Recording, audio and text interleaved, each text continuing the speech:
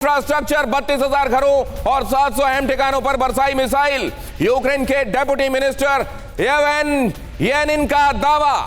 रूस ने oil depot, bridge, electric sub station पर किया हमला।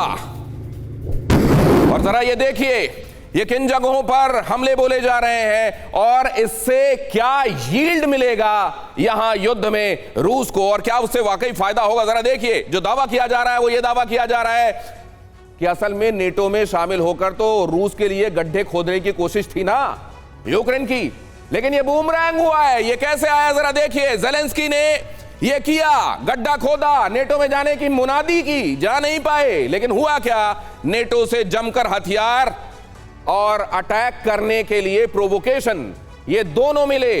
अब हथियारों की कमी हो रही है। अब ये बताया जा रहा है कि हथियारों की कमी इस कदर है, जरा देखिए 6-7 हजार राउंड यूक्रेन ने हर दिन खर्च किए हैं। ये बहुत इंपॉर्टेंट, ये बहुत नीचे है इंफॉर्मेशन, लेकिन ये उतनी ही इंपॉर्टेंट है, इसको बहुत ध्यान से देखिएगा।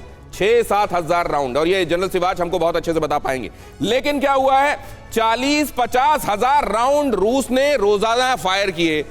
रशिया अपने लिए ये थ्रेट बहुत पहले से देखता आया है, लिहाजा उसकी तैयारी के संदर्भ में किसी को कोई अंदेशा नहीं होना चाहिए। अब इधर देखिए क्या है, 15,000 राउंड महीने भर में बनाता है अमेरिका। अब प्रोडक्शन कैपेसिटी के हिसाब से देख लीजिए, जो मदद करने वाले हैं राउंड्स के हिसाब से, ये जो आप गोले फायर होते हुए देख रहे हैं, उन्हीं में मेजर यहां पर आप कंपैरिजन देख लीजिए। एक्चुअली कितना इस्तेमाल करता है यूक्रेन, कितना रशिया इस्तेमाल करता है, और एक महीने में बनाने की प्रोडक्शन की कैपेबिलिटी अमेरिका की कितनी है, उससे यह साफ हो जाएगा कि किसके पास इसको सस्टेन करने का कितना मादा है। 6-7 हजार राउंड यूक्रेन ने हर दिन खर्च किए, 50 से 60 हजार रशिया, और यहां अमेरिका आपने देखा कितना बना पाता। अब जरा देखिए यहां देखिए, रूस ने निशाना बनाया 32,000 सिविलियन टारगेट को निशाना बनाया। यह दुनिया के सामने इसलिए रखा जा रहा है, पहले तो आप कहते हैं हमारा हर एक सिविलियन हमारा सैनिक है।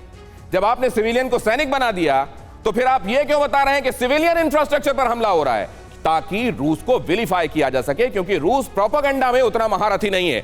सिर्फ 3% हमले सैन्य ठिकानों पर हुए हैं, ज्यादातर सिविलियन ठिकानों पर, बहुत कम सैन्य ठिकानों पर। मतलब वो अत्याचारी हैं, वो आतंकवादी हैं, इसको स्थापित करने के लिए आंकड़े दिए जा रहे हैं।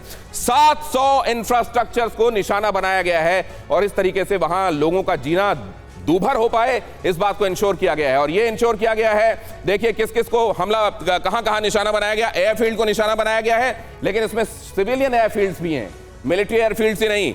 ब्रिज को निशाना बनाया गया है, पुल तोड़ दिए गए हैं, फ्यूल डिपो तबाह कर दिए गए हैं। बेलगोरोद में यूक्रेन ने क्या किया है, पावर स्टेशन तबाह कर दिए गए हैं। ये जो रोना रोया जा रहा है, लड़ाई भी लड़ी जा रही है, सिविलियंस के हाथों में हथियार भी थमाए जा रहे हैं, और साथ में फाउल प्ले भी जो किया जा रहा है, इसको समझने की कोशिश करते हैं। प्रोफेसर अमिताभ जरा इसको समझाइए, ये जो बताया जा रहा है ये दुनिया में क्या ओपिनियन मेकिंग का काम करेगा?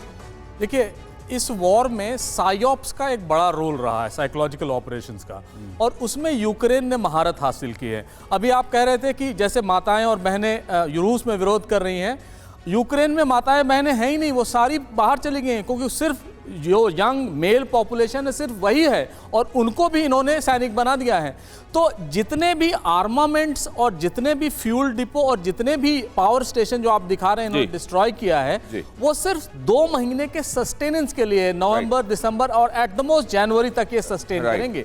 उसके बाद इनकी जो कैपेबिलिटी है वो एनहांस होगी। रूस के कुछ नए कॉन्स्क्रिप्ट्स आए हैं, और तब तक ये अपने आप को स्ट्रेंथन भी कर लेंगे इन टर्म्स ऑफ आर्मामेंट्स। यही इनकी स्ट्रैटेजी रही है। अब जो सिविलियन टारगेट्स किए जा रहे हैं वो होते जाएंगे, और मैं ये बता दूं ये रुकने वाला नहीं है। जितने भी आप कर लें, अब अमेरिका का ध्यान बट रहा है, क्योंकि अब उसको लगने लगा कि ये अनंत काल तक युद्ध जा सकता है। ये बड़ी बात कह रहे हैं।